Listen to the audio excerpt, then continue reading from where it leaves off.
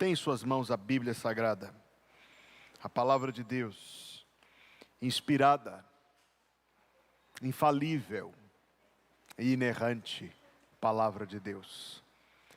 Evangelho de João, capítulo número 12.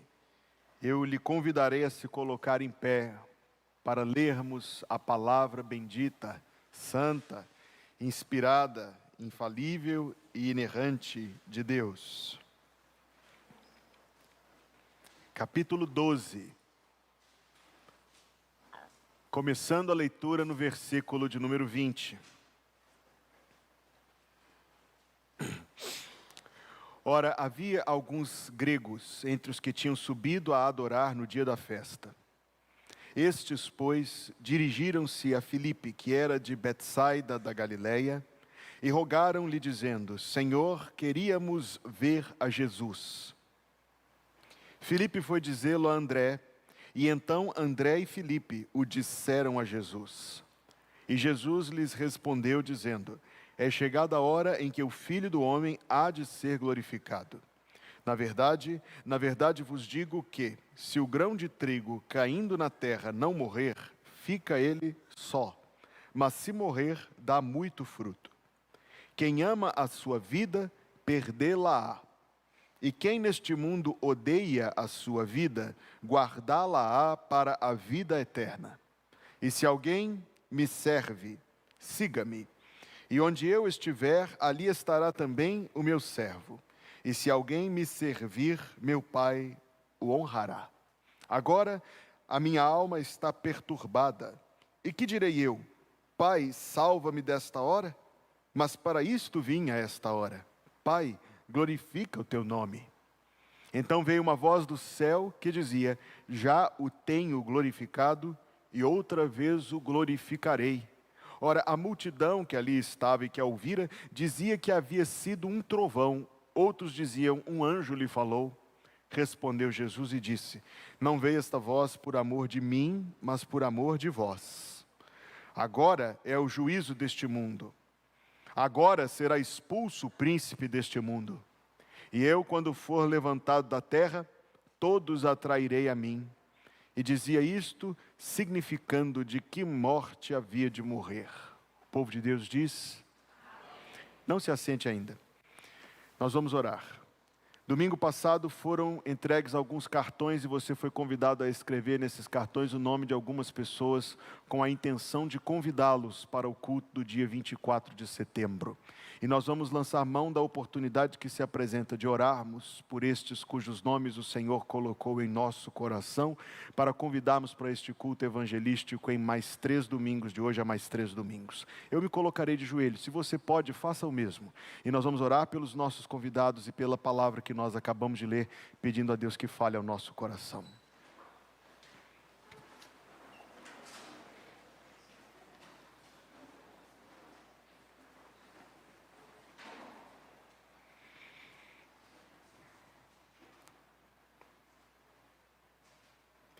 Pai nosso, nós nos achegamos a Ti mais uma vez no nome de Jesus Cristo, pedindo, Senhor Deus, que agora o Senhor seja mais uma vez bondoso para conosco, em dar-nos graça para receber as verdades maravilhosas que estão na Tua palavra. Vem nos livrar, Deus, de tolas distrações, e vem nos dar o auxílio do Espírito Santo, a fim de que nosso coração, de cada um, seja receptivo à mensagem da parte do Senhor.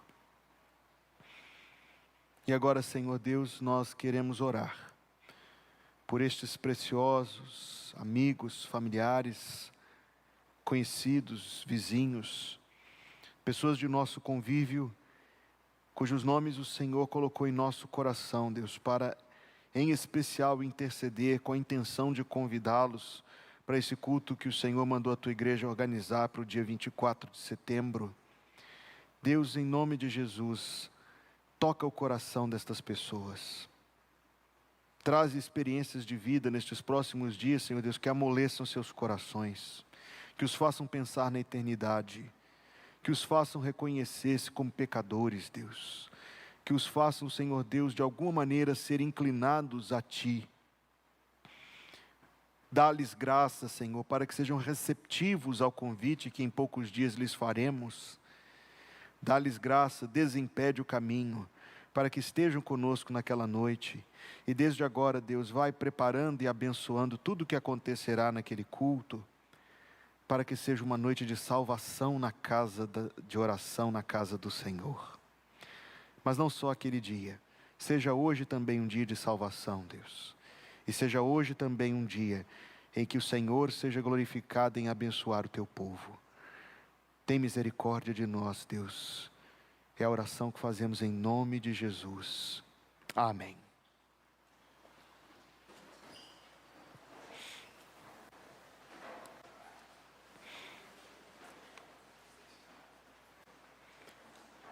Posto que eu falei dos cartões com os nomes dos convidados, talvez alguém não esteja sabendo do que é que nós estamos pensando, embora a informação foi publicada no informativo que você recebeu.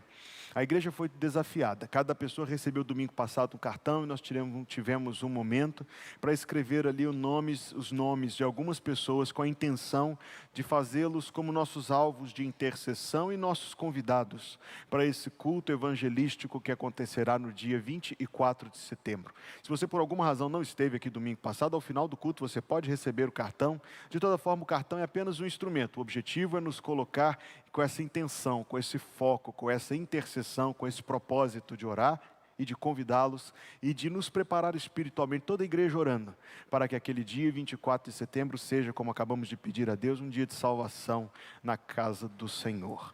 Continue encorajando os líderes dos pequenos grupos a orarem pelos convidados, dos participantes de cada pequeno grupo ao longo dos dias desta semana, bem como no culto de oração. Teremos um outro momento de oração como este, e a cada domingo, até esse dia, com muita expectativa das bênçãos de Deus.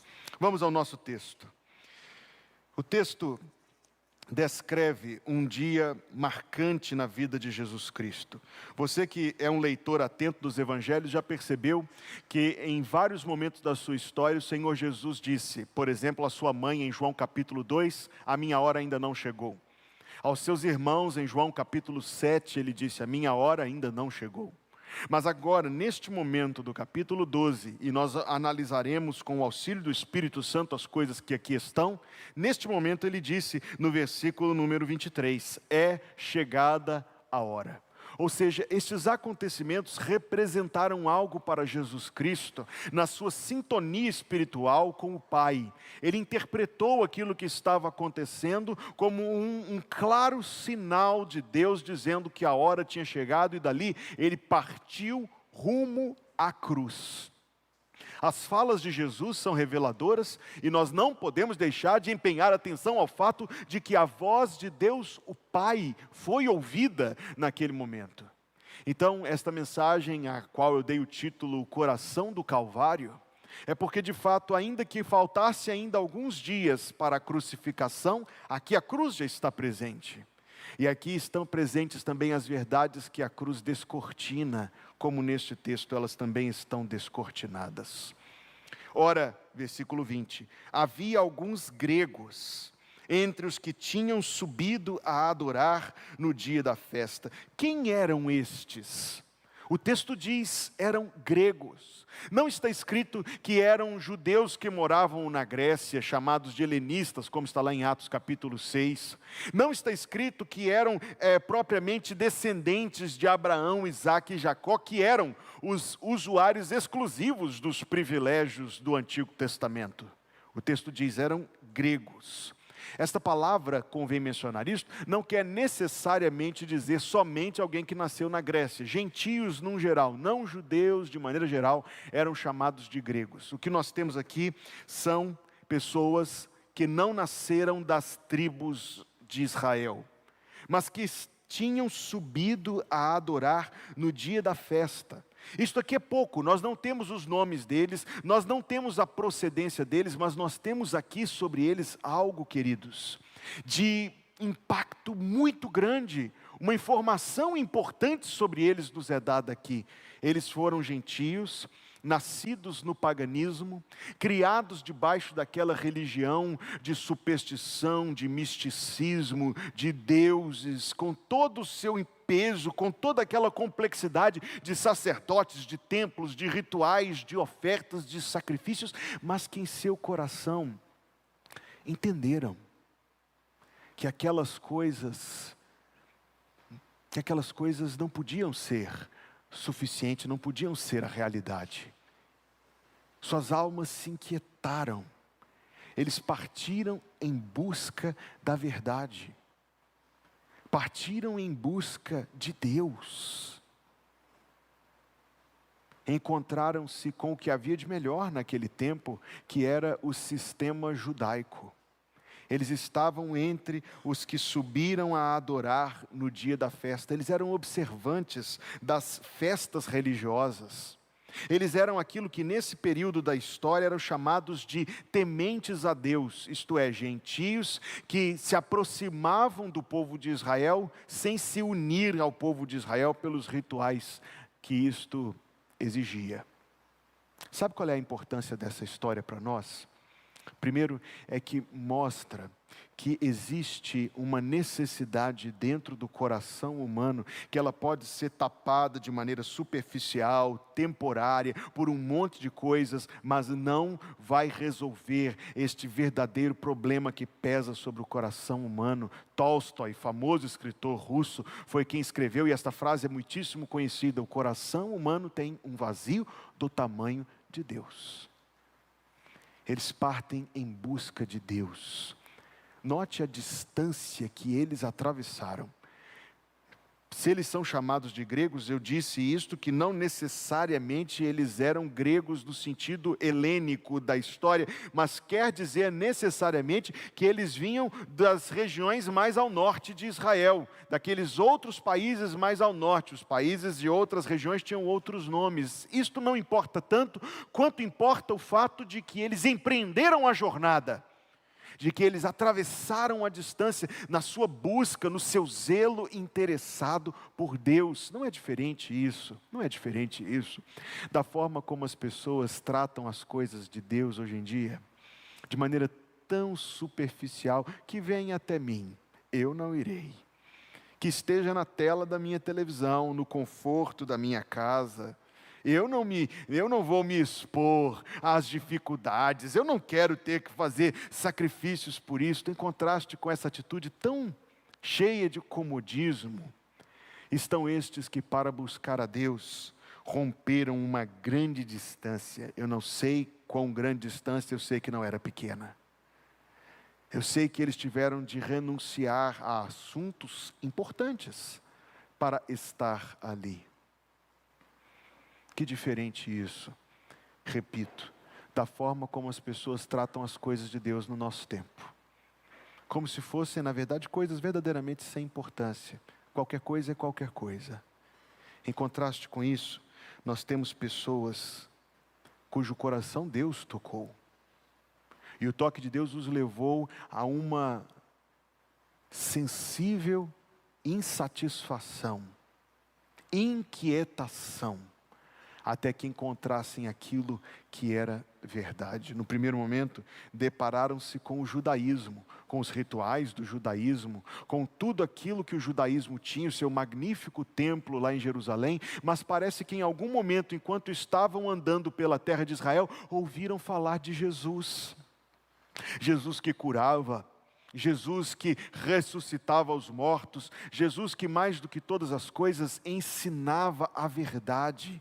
Então surgiu dentro do coração deles esse desejo que está escrito no versículo 21. Dirigiram-se a Filipe, que era de Betsaida da Galileia, e rogaram-lhe dizendo, qual foi o pedido deles? Senhor, queríamos ver a Jesus. Mesmo indo a Israel, onde eles foram apresentados a sacrifícios de sangue, a ofertas prescritas desde os dias de Moisés, veja como é a obra do Espírito Santo sobre o coração da pessoa.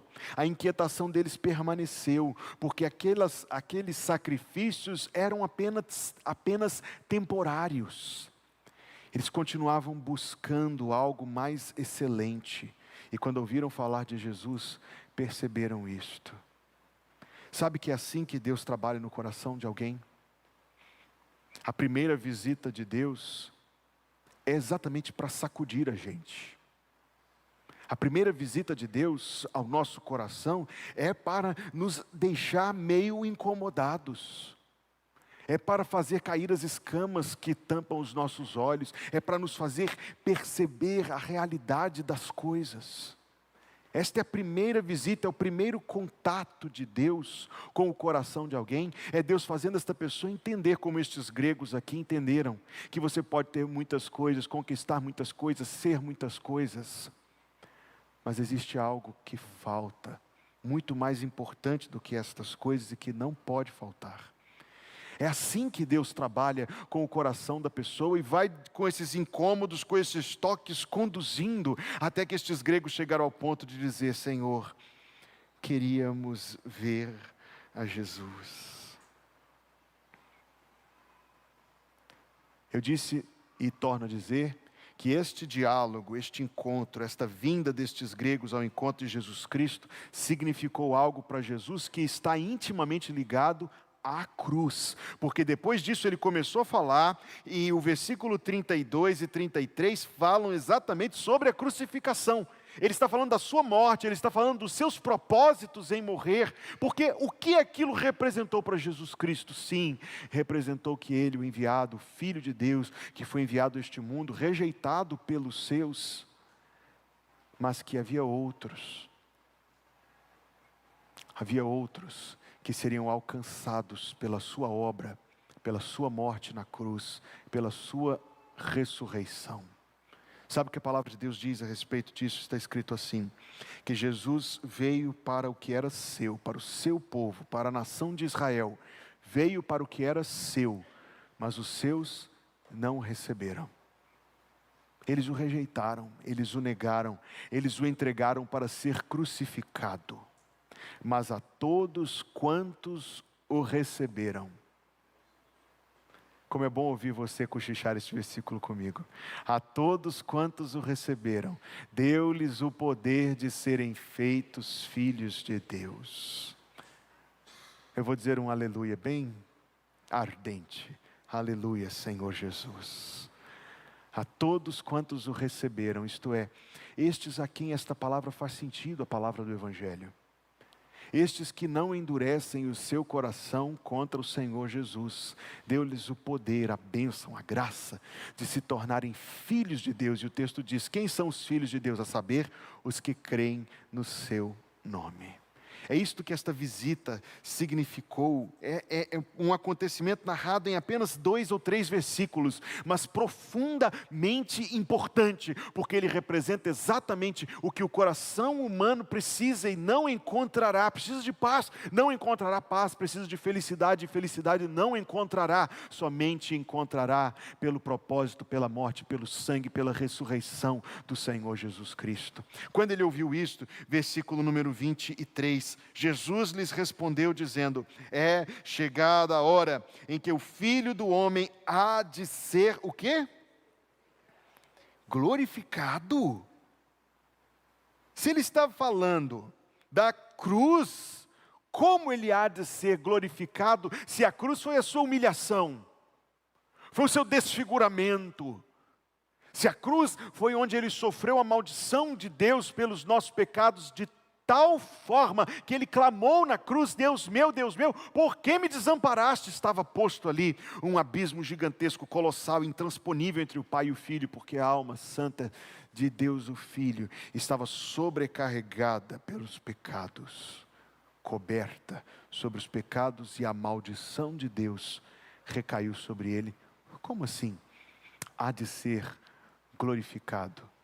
Talvez, e eu penso que sim, o Senhor Jesus Cristo estava olhando para ainda além da cruz, e para aquilo que com a cruz ele conquistou.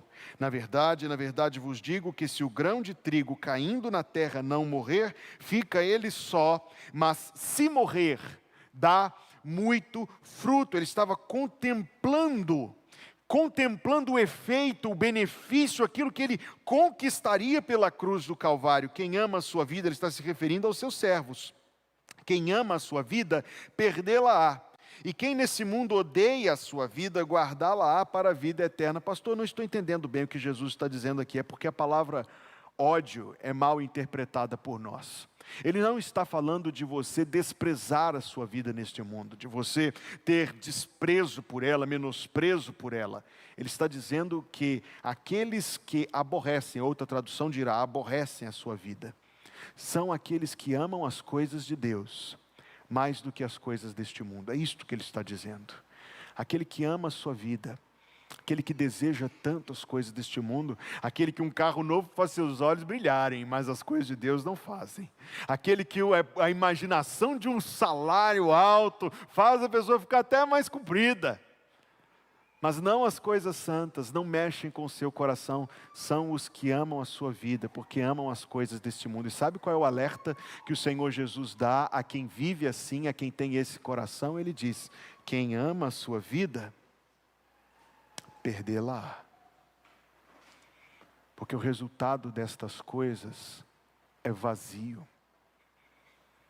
Principalmente, não exclusivamente, mas principalmente para quem, em vez de procurar as coisas de Deus, vira as costas para elas e busca somente estas coisas tão pobres deste mundo. Quem ama a sua vida, perdê-la. Mas quem ama as coisas de Deus mais do que as coisas deste mundo, guardá-la-á para a vida eterna. Sabe que esta é a obra de Jesus? Esta é a obra de Jesus. A obra que Ele consumou na cruz do Calvário e a obra que Ele faz na vida e no coração de tantas pessoas até hoje. Ele nos levará pelo seu Espírito e pela sua palavra. O Espírito Santo trabalha pela mensagem da Bíblia Sagrada. Ele nos leva pelo Espírito e pela palavra a finalmente entendermos o quanto precisamos, na verdade, de Deus e das coisas de Deus e de coisas celestiais. Ó, quão cego eu andei e perdido vaguei, longe, longe do meu Salvador, mas da glória desceu e seu sangue verteu para salvar um tão pobre pecador. Eu ouvia falar dessa graça sem par que do céu trouxe o nosso Jesus, mas eu surdo me fiz. Converter-me não quis ao Senhor que por mim morreu na cruz. Mas um dia senti meus pecados e vi sobre mim o castigo da lei. Depressa fugi. Em Jesus me escondi e refúgio seguro nele achei. Oh, que grande prazer! Inundou o meu ser conhecendo esse tão grande amor que levou o meu Jesus a sofrer lá na cruz para salvar um tão pobre pecador. Foi na cruz onde um dia eu vi meu pecado castigado em Jesus. Foi ali pela fé que meus olhos abri e eu agora me alegro em sua luz. Quando ele diz o Filho do Homem há de ser glorificado, é porque esta obra de salvação que ele conquistou na cruz, ele ainda aplica na vida de tantas pessoas. Eu era um adolescente de 12 anos, quando o Espírito de Deus, e eu só posso atribuir isso ao Espírito Santo, eu não entendi isso na época, mas hoje eu consigo entender o que estava acontecendo comigo. Eu era um adolescente de 12 anos, quando o Espírito Santo me fez sentir um peso de culpa que eu nunca senti uma coisa igual na minha vida. Um peso de culpa que me atormentou durante muito tempo. Era como estar sentindo um peso, uma dor, algo que eu não sabia como me desvencilhar disso. Foi a minha experiência, a experiência de Hugo. E fui levado a uma Bíblia que eu ganhei quando era criança. No final dessa Bíblia havia um plano de salvação. E no meu quarto eu li o plano de salvação. E o versículo de Romanos capítulo 5, versículo 8, ressaltou para mim de uma maneira inigualável: Deus prova o seu amor para conosco, em que Cristo morreu por nós, sendo nós ainda pecadores. Estava escrito lá que se alguém buscasse o Senhor Jesus, teria o perdão dos pecados, a vida eterna. E havia uma oração escrita lá que me sugeriu, e eu me lembro desse dia, quando eu entrei no meu quarto, fechei a porta, ajoelhei no pé da cama e repeti aquela oração para Deus. Eu não sabia nada, não sabia nada. Nem penso que foi naquele dia que eu fui salvo, eu não diria isso. Mas diria que a partir daquela hora, o Espírito de Deus começou a dirigir a minha vida, me levou para uma igreja bíblica, uma igreja onde eu fui apresentado o Evangelho, uma igreja onde eu fui batizado, e hoje, com a graça de Deus, já se vão 18 anos. Não, 21 anos que eu sigo o Senhor Jesus Cristo. Quando ele olhou para a sua cruz, ele viu através da cruz as vidas que ele haveria de salvar. Então ele disse: agora chegou a hora de o Filho ser glorificado. Ele comprou servos pela cruz. Se alguém me serve, siga-me. E onde eu estiver, ali estará também o meu servo. E se alguém me servir, meu Pai o honrará. O coração de Jesus Cristo se abre diante de nós quando ele diz: agora a minha alma está perturbada. E que direi eu? Pai, salva-me desta hora? Nós não conseguiremos, queridos, aquele cântico que diz assim: eu nunca saberei o preço dos meus pecados lá na cruz, está certíssimo, certíssimo, porque nós nunca vamos entender esta perturbação. Talvez aqueles que no fim das suas vidas, por terem rejeitado o Evangelho, serão lançados no inferno e separados de Deus, esses talvez entenderão. Mas só a angústia relativa aos seus próprios pecados. Cristo suportou a angústia dos pecados de muitos. Nós não conseguiremos nunca entender essa terrível perturbação que se apoderava do seu coração. E o que ele disse? Pai, livra-me desta hora. Ele está perguntando: eu farei esse pedido a Deus? Observe como termina o versículo 27. Mas para isto vim a esta hora. Consciente o Senhor Jesus de que o seu objetivo se concretizava pelo seu sacrifício, pela sua morte, pelo seu sangue derramado. Ele não pediu: Pai, livra-me desta hora. Qual foi o pedido dele? Pai, glorifica o teu nome. A glória de Deus na morte de Deus o Filho, porque a justiça de Deus foi satisfeita. A glória de Deus nos méritos e no sangue derramado na cruz, pelos quais a graça de Deus é manifesta. A glória de Deus na ressurreição de Jesus Cristo, quando o poder de Deus é glorificado. Então Jesus Cristo não pediu para ser poupado, ele pediu: Pai, glorifica o teu nome. E então aconteceu uma coisa naquele dia que pouquíssimas vezes na história aconteceu. Veio uma voz do céu que dizia: já o tenho glorificado, e outra vez o glorificarei. Preste atenção no que Deus o Pai disse. Há pelo menos somente outras 2 ocasiões na vida de Jesus em que a voz de Deus o Pai foi assim ouvida. O que ele está dizendo? Já o tenho glorificado. Sabe o que isso quer dizer? Que a vida de Jesus Cristo, a sua perfeita obediência, cada uma das suas ações era agradável a Deus, glorificava a Deus, que Deus estava satisfeito com a vida de Jesus. Ele diz: já o tenho glorificado. E que aqueles propósitos, uma aliança, um pacto entre o Pai e o Filho que precede a criação do mundo, outra vez o glorificarei. Mas chama a minha atenção, no versículo 29, a reação das pessoas, porque as pessoas fazem isso até hoje. A multidão que ali estava e que a ouvira, dizia que havia sido um trovão. Sabe que existem pessoas que tentam explicar as coisas de Deus como meros fenômenos naturais? Este universo maravilhoso, complexo, intrincadamente complexo. Vou te dar só um exemplo. Oxigênio não tem cheiro nem gosto. Hidrogênio não tem cheiro nem gosto. Carbono em estado puro não tem cheiro nem gosto. Mas você pega 6 carbonos, 12 hidrogênios, C6H12, 6 oxigênios, e vira o nosso alvo e doce açúcar. Este universo complexíssimo. Alguns dizem que isto é o resultado do nada multiplicado, elevado à potência do tempo. O que fizeram naquele dia fazem até hoje, é Deus, mas estão dizendo que é um trovão. Outros diziam que era um anjo. São aqueles que tentam dar explicações supersticiosas, espirituais, entre aspas, para as coisas de Deus, em vez de encará-las tal como são, coisas de Deus. Deus está falando, não é um anjo, é Deus quem está falando. Agora preste atenção, respondeu Jesus e disse: não veio esta voz por amor de mim, como é precioso para nós, versículo 30, mas por amor de vós. O amor de Deus o Pai, nos propósitos da morte de Jesus Cristo na cruz. Deus prova o seu amor para conosco, em que Cristo morreu por nós, sendo nós ainda pecadores.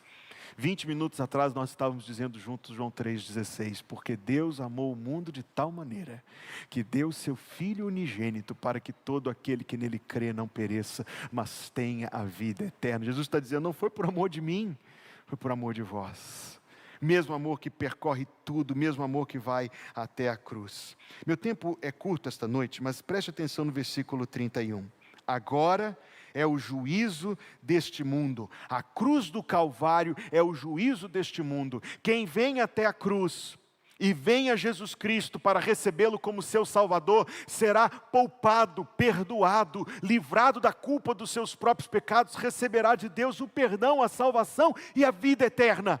Mas aqueles que rejeitam a mensagem da cruz, aqueles que rejeitam o chamado gracioso do Evangelho, apenas fazem consumar a sua condenação e acrescentam sobre todos os seus pecados a sua rejeição da oportunidade, do chamado, do convite gracioso de Deus. A cruz é o juízo deste mundo. Diz mais, agora na cruz será expulso o príncipe deste mundo, o poder de Satanás quebrado na vida daqueles que são de Jesus. De tal maneira que há um versículo que tem sido para mim um deleite cada vez maior quando o tempo, os anos da minha vida vão se passando. Romanos 16, versículo 20, o Deus de paz em breve esmagará Satanás debaixo dos vossos pés. Ele nos atormenta com tentações, Ele nos atormenta com acusações, Ele é o príncipe e o Deus deste presente século, mas guarde este versículo no seu coração, porque não falta muito tempo, em breve, o Deus da paz esmagará Satanás debaixo dos pés dos crentes de Jesus Cristo, dos servos de Jesus Cristo. E agora Ele dirá, e é o término de nossa reflexão, e eu, quando for levantado da terra, todos atrairei a mim. Nós ouvimos dizer assim, todos os caminhos levam a Deus. Sabia que isso é verdade? É verdade. Todos os caminhos levam a Deus. Você pode seguir o caminho que você quiser. No fim da sua vida você vai se encontrar com Deus. Alguns se encontrarão com Deus para a salvação. Outros para a condenação. Todos se encontrarão com Jesus. E dizia isto, significando de que morte havia de morrer. O justo juiz já declarou a sua sentença sobre o mundo. E a cruz é a manifestação da sentença de Deus sobre o mundo. Mas existe um caminho de salvação. As pessoas do nosso tempo não aceitam esta mensagem e dizem assim, eu não aceito, como pode o cristianismo dizer que só existe um caminho de salvação? Você não está percebendo que coisa maravilhosa é que exista um, não era para ter nada. Não era para ter nenhum caminho de salvação. Há um caminho de salvação. E o caminho de salvação é Jesus. Ele disse, eu sou o caminho, a verdade e a vida. Ninguém vem ao Pai senão por mim. Eu vou orar, mas eu gostaria de te fazer uma pergunta. Por que será que Deus quis que você ouvisse essa mensagem essa noite? O que Deus queria falar ao seu coração? Isso é entre você e Deus. Curve a cabeça e feche os olhos.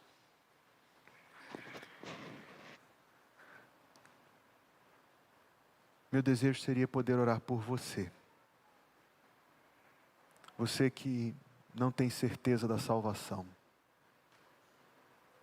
Você que não tem certeza do perdão dos pecados. Você que não tem certeza de que tem Jesus Cristo como seu Salvador. Eu gostaria de orar por você. Se você quiser que eu ore por você, levante rapidamente a sua mão. Só eu e Deus veremos, depois você pode abaixar a sua mão. Que o Senhor te abençoe, a você também, pode abaixar a sua mão. Eu gostaria de orar por você, se você gostaria do auxílio de minha oração, para que Deus te dê entendimento destas coisas, e para que você tenha estas bênçãos das quais eu falei esta noite. Eu gostaria de orar por você. Levante rapidamente a sua mão, só eu e Deus veremos, e eu vou orar por você. Pai, obrigado pela oportunidade de meditar na Tua Palavra. Rogamos, ó Deus, o auxílio do Teu Espírito, dando-nos entendimento. E Te louvamos, ó Deus, pela obra salvadora do Teu Filho na cruz, o Senhor Jesus. Que esta bênção, Senhor Deus, chegue a mais alguém esta noite, para a glória do Teu nome santo. Obrigado pela Tua presença entre nós. Abençoa agora, Deus, que nós vamos participar da ceia do Senhor e que tudo, Deus, continue a ser uma bênção e que o Senhor continue a nos abençoar. É o que pedimos, Deus, em nome de Jesus. Amém. Que o Senhor te abençoe e te guarde. Que o Senhor faça resplandecer o seu rosto sobre ti e tenha misericórdia de ti. Que o Senhor sobre ti levante o seu rosto e te dê a paz. Em nome de Jesus, o povo de Deus diz amém.